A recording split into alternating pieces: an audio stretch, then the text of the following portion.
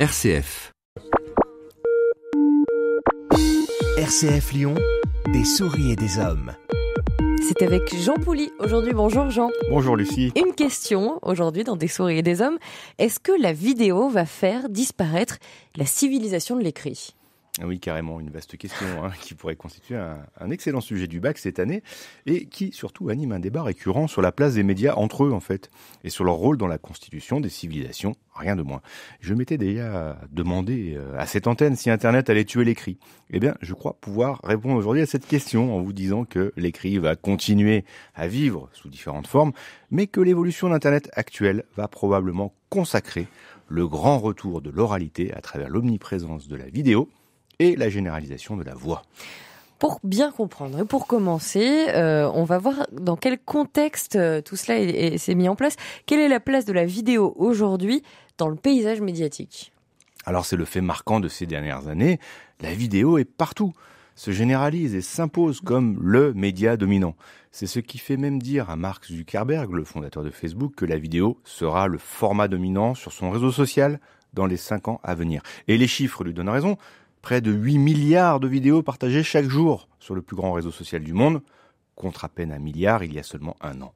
Et ce succès n'est pas réservé aux réseaux sociaux en plus. Mais justement non, et c'est pour cela que ce n'est pas une tendance, mais une lame de fond. Les réseaux sociaux ne sont que le canal de diffusion des nouveaux formats vidéo qui connaissent un succès grandissant. C'est la généralisation des tutos, ou tutoriels en bon français, pour expliquer une recette de cuisine ou réparer sa machine à laver. Rien ne vaut un bon tuto de 3 minutes qu'une notice écrite, longue et ennuyeuse.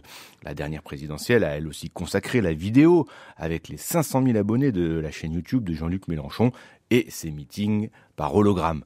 La formation est aussi devenue une grande consommatrice de vidéos avec les MOOC, les formats TEDx et autres chaînes de formation qui pullulent sur YouTube. L'humour n'est pas en reste avec Norman, Cyprien et autres palmachos qui cartonnent sur Internet. Les séries en ligne connaissent aussi un succès grandissant.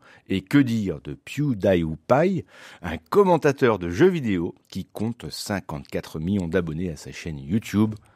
Même les studios d'RCF sont envahis par les caméras. La vidéo est devenue le numéro 1 sur Internet au détriment de l'écrit. Est-ce qu'on peut essayer de décrypter ce phénomène ? Comment on peut l'expliquer ?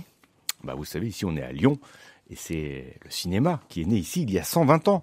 C'est donc une innovation finalement assez récente au regard de l'écrit apparu dans ses premières formes en Mésopotamie il y a 5000 ans.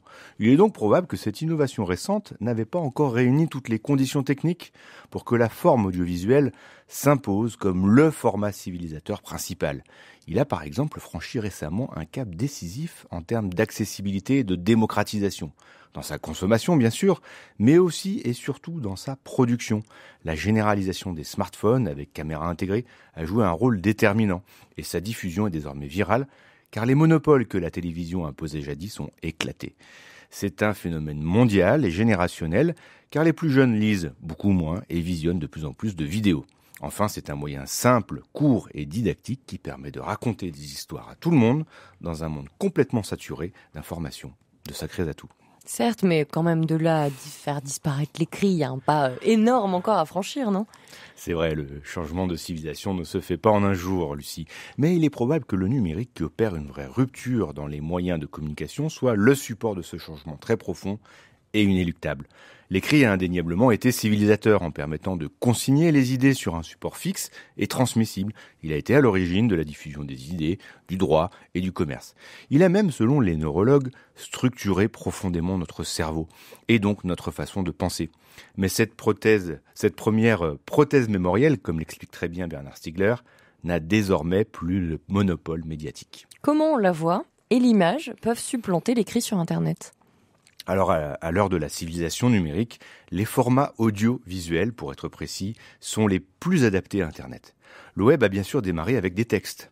Mais on s'est vite rendu compte que l'écrit et l'écran n'étaient pas très compatibles. La lecture en ligne est très différente que sur du papier, elle est plus courte, perturbée par l'hypertexte et la lumière. Le développement actuel des interfaces vocales, dont nous avons parlé récemment, démontre aussi ce besoin d'un retour à la voix et à l'oralité dans nos pratiques médiatiques. Et il est probable que l'écrit survive très bien à cette évolution, mais désormais se cantonne finalement à son support de prédilection, c'est-à-dire la page imprimée, la feuille, le journal ou le livre. Est-ce que vous pensez qu'on va assister à un grand retour en arrière même, avec une civilisation orale, ou plutôt quelque chose de complètement nouveau ? Alors vous savez, dans l'évolution humaine, les retours en arrière sont très rares, et pas de cet ordre. Alors il est sans doute plus probable de voir naître une civilisation audiovisuelle qui cohabitera avec des formes médiatiques écrites. Après tout, la civilisation de l'écrit est très courte, en comparaison avec des centaines de milliers d'années de la civilisation orale qui lui a précédé. Disons que l'être humain aime aller vers ce qui est facile et accessible. La lutte contre l'analphabétisme et l'illettrisme est un combat permanent. En revanche, l'oralité est une forme d'expression beaucoup plus simple et plus naturelle pour l'homme. Et le fait qu'un média universel comme Internet puisse reprendre ce format initial est somme toute assez logique. L'écrit aura peut-être été une parenthèse dans l'évolution plus longue, où le son et l'image, qui sollicitent nos yeux et nos oreilles, reprendront leurs droits. Mais nul ne sait aujourd'hui quelle civilisation naîtra de ce nouveau paradigme. Nous en reparlerons dans 5000 ans, puisque cette civilisation du numérique nous promet aussi l'immortalité. Merci beaucoup Jean Pouliot, on vous réécoute sur Internet. Bientôt, on vous verra aussi en vidéo. Merci et à très bientôt.